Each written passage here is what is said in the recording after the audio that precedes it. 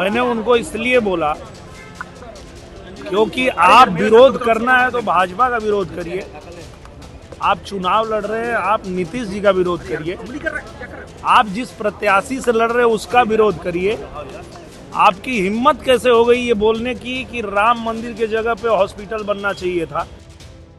आजकल बिहार में मौसम चुनावी है। पूरे देश में अगर चर्चा है तो बिहार चुनाव की है और इस वक्त बिहार की धरती पर विधानसभा चुनाव के मद्देनजर भोजपुरी कलाकार एक दूसरे के आमने सामने खड़े हैं। इसी कड़ी में एक है दिनेश लाल निरहुआ जो कि एनडीए में शामिल हैं और दूसरी तरफ खेसारी लाल यादव जो कि छपरा से महागठबंधन की ओर से चुनाव लड़ रहे हैं। ऐसे में निरहुआ का एक बयान सोशल मीडिया पर जमकर वायरल हुआ और वो बयान था खेसारी लाल यादव को लेकर, जिसमें उन्होंने खेसारी लाल यादव को यदुमुल्ला कहा था।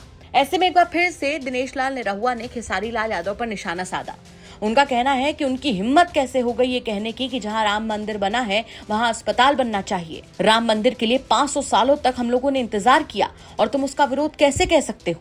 निरहुआ यही नहीं रुके, उन्होंने आगे अपनी बात को पूरा करते हुए कहा कि इसीलिए मैंने उसे यदुमुल्ला कहा और वो यदुमुल्ला ही हो सकता है, वो यादव नहीं हो सकता। सुनिए एक बार आप भी। मीडिया से रूबरू होते हुए दिनेश लाल निरहुआ ने एक बार फिर से कैसे खेसारी लाल यादव पर निशाना साधा।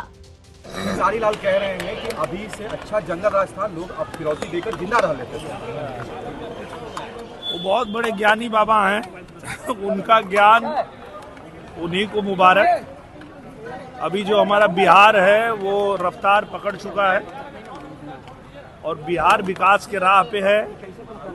पूरे बिहार के लोगों को पता है कि एनडीए सरकार में किस तरह से बिहार ने तरक्की किया है।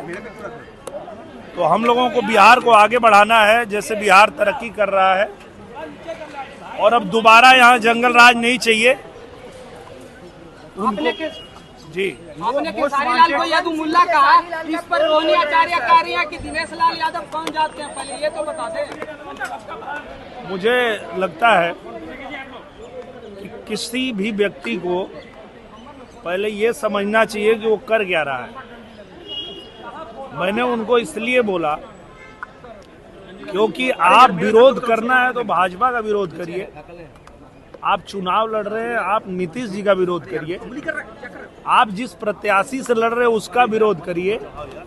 आपकी हिम्मत कैसे हो गई ये बोलने की कि राम मंदिर के जगह पे हॉस्पिटल बनना चाहिए था।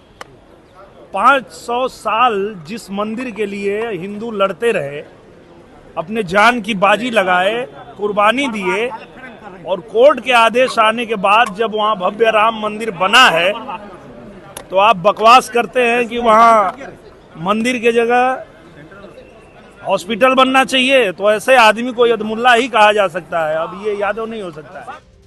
तो फिलहाल इस वक्त भोजपुरी कलाकार एक दूसरे के आमने सामने हैं। वार पलटवार का दौर जारी है। देखना होगा कि बिहार के विधानसभा चुनाव में जनता किसे चुनती है, एनडीए या महागठबंधन। आपको क्या लगता है, हमें कमेंट सेक्शन में जरूर बताइए। पटना से शुभम निराला की रिपोर्ट, यूपी तक।